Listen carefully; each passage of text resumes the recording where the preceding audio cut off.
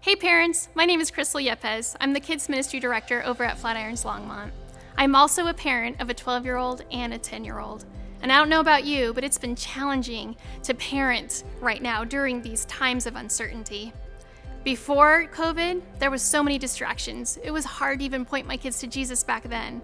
Now, I don't know about you, but it's been very, very hard. Today, Jessie DeYoung is going to interview Caitlin Gray. She's a licensed therapist. She's going to give us some tips on how to keep going and encourage us as parents to talk to our kids about uncertainty, anxiety.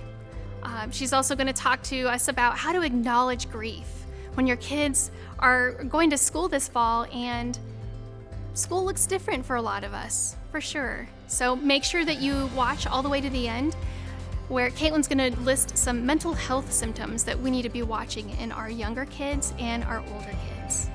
And just know, parents, that you're not alone during this difficult time. You can reach out to myself. My email will be listed here below, or you can reach out to any of our care pastors here at Flatirons Church. Well, take care, and we hope you enjoy this video.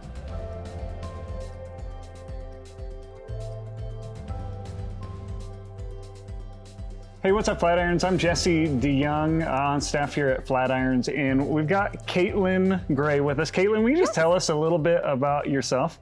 Yeah, my name is Caitlin Gray. I'm a licensed professional counselor. So I have a private practice in Longmont. I see lots of teenagers and adult women.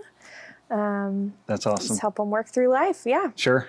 Well, that is so needed during these times, right? Yes. I mean, oh my gosh.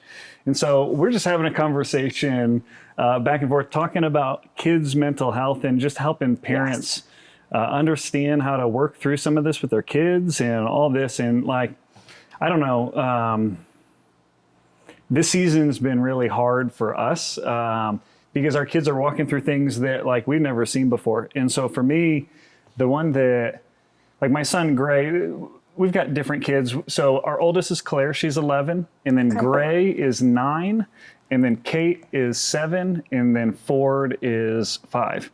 And Ford has plenty of issues, but he had those before COVID, and so, you know, no need to talk about those. But Gray, so they're going back to school. They may meet in person for school, which we're really grateful for. But at the same time, like Gray's 4 closest friends don't even, they're not going back to school. And so he just comes home from school every day and he's just like, none of my friends are there. And he's bummed, and he's typically a really happy kid. And like, I'm sure that I feel like we're fortunate because our kids are able to go to school and everything. We have so many parents whose kids can't go back to school. And so can you just talk about like, how can they walk through that with their kids when their kids are like, I wish I was in school, but I can't be, and they're just struggling with that. Right. Do you have thoughts on that? Yes, I have lots of thoughts on that. So, I mean, this is crazy. Just like you said, we have been going through this for like 6 months, right? Plus maybe, with this pandemic. And then there's all sorts of other craziness going on in the world right now. So, this is a really hard time, not only for our kids, right, but I think also for parents, because we're trying to figure out what in the world I do with my kids. Am I doing the right thing? We're second guessing ourselves, questioning everything. And I think it's really important that we acknowledge the grief that our kids are probably having. So I think oftentimes we attribute grief to losing someone, but grief is really just a natural response to losing anything. And right now with our kids, they're losing a ton with school, whether or not they're actually going back to school like Gray is. His friends aren't there. It still looks different. Yeah, it looks totally different. It's a completely different year, right? And we come into life having these expectations. I think we all had expectations of what the school year was going to look like, and it still looks different, and it probably will look different next week and next semester and probably 2021 after this. So I think the first thing is it's really important as a parent to acknowledge your children's feelings and emotions around this. Can you give me a good example of how to do that? Great question. So I think you can be like, man, Gray, I see how hard this is for you to go to school without your friends. This sucks. Yeah. And not... We don't use that word in our house, just sorry. so you know. Okay. This is a bummer. I'm just kidding. I'm just kidding. Oops. Yeah, whatever words you use that. I'm just kidding. But, right, and not rushing to, but it's going to be okay because you're going to get used to it and blah, blah, blah, and you're going to like your teacher, right? Sure. I think if we slow down and acknowledge the pain that our kids are experiencing right now, which is almost harder for us, I think, because we, as parents, don't want to watch our kids walk through pain. Right. But if we're constantly rushing in and trying to rescue them from that, then they grow up into adults not knowing how to handle the distress and the discomfort, and all sorts of things as adults, because we haven't taught them how. I'm just thinking, this morning we're driving Gray to school and he was saying he's not having fun, and we're just like, but buddy, you're going to have a good time. We're just kind of like, hey, let's look on the positive side. And I haven't even thought about just going, that sucks, bud. Let's just sit in that for a little bit together. Yeah. I think as humans, and especially as our kids, one of the most important things is to just see and hear them and not do anything. And that's really a challenge. I think that's part of, honestly, why counseling is so useful, is because we don't typically rush to the, but. So we sort of let our kids sit in that for a little bit and be with them. Don't let them flounder or drown, right? And there's another time and place for us to sort of show them and facilitate them expressing those emotions, helping them sort of facilitate their grieving process. I think that comes after, but first we need to just acknowledge it and validate what they're experiencing without brushing it off. That's so good. That's helpful. I had another question that I was just thinking through, because our kids are processing this differently. Yes. Claire, my oldest, she's just this great, sweet, loving, like she cares about like mom and dad, but she's a little bit of a worrier. And this is just like, we've just seen it get to the point where she's anxious about things that she was never anxious about before. She's got to get to school on time, 15 minutes early, like anything's bringing up anxiety in her. And it's hard for me to be like, is it COVID related? Is it just she's an adolescent? But then I hear about like people struggling a lot with a lot of anxiety during this. Like, is that something you're seeing in even like kids, even though they don't really even understand the whole scope of what we're walking through? Yes, absolutely. I think there's a couple pieces to that. I think sort of one tangent is just, I think as a culture, we are experiencing a ton more anxiety than, and we're sort of, we're turning it more into an issue as opposed to like, I'm feeling anxious about something. We're sort of turning it into like a medical problem. Interesting.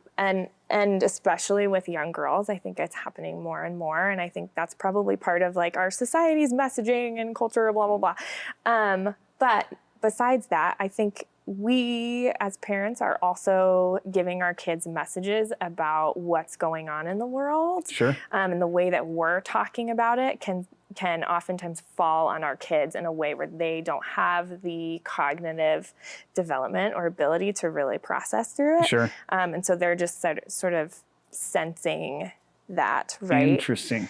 But anxiety is normal and it's useful for us, but we need to also teach our kids how to manage that anxiety, because it's going to happen for the rest of our lives, right? We're all going to feel anxious probably at some point. We're not trying to raise our kids to be, living in a environment where there's never any stress or, you know what I mean? We would love for that to happen, but it's not possible. So, and do you have like just something that I can do on a daily basis or weekly basis? Like if you could just give us one tip for like, hey, when Claire's really anxious, here's what you should do. Yeah, great question. I would say first to slow yourself down and Okay. then to also try and help slow her down. So All right. typically when we're feeling anxious about something, our minds start racing, our heart rates go up, we start feeling super activated. Sure. And so it's really important to just breathe and try and slow her down. And try and make sense a little bit of what's going on in her head, because that's Okay. usually where anxiety sort of starts to breed itself and turn into a problem. Is we have these racing thoughts and they're typically negative Sure, and sure. oftentimes not realistic. Right. And so as a parent, what you can do is help slow your kids down, right?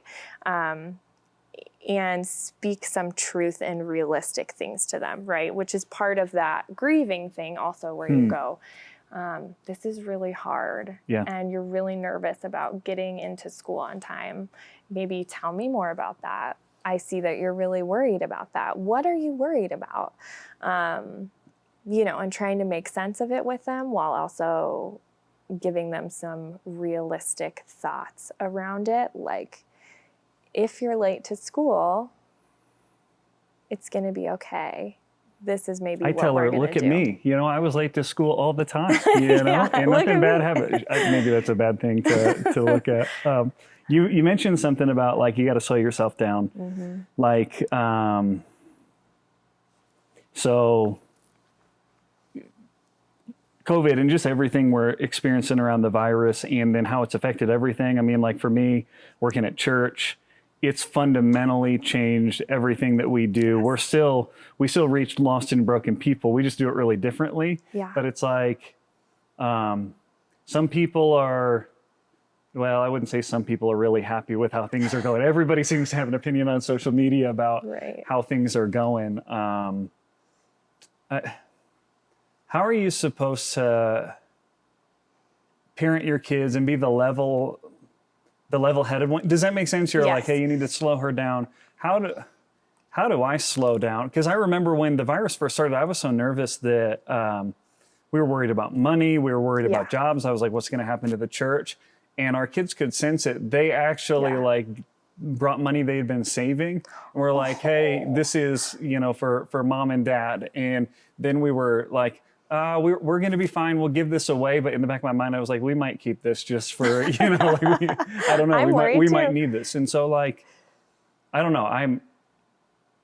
When me and my wife are feeling anxious, or just recently, probably in the last 3 or 4 weeks, I've just been pretty regularly sad, you know, and can't shake it. And can you give us some insight on how we work through our own stuff so that we can be that stable presence for our kids? Yeah, absolutely. I think you touched on a couple of things that are really important, right? And one of them that I'm hearing a lot from parents and students is, right, everything just feels so uncertain right now. And I just don't know what to do, right? I don't know Right. if I'm worried, I'm experiencing all of this, my kids are experiencing all this, I don't know what to do. So, you know, first I would say you absolutely have to prioritize some self-care. So, right, we're, as counselors, kind of talk about self-care all the time. It's kind of one of those things that I think people joke about, but it's really super important.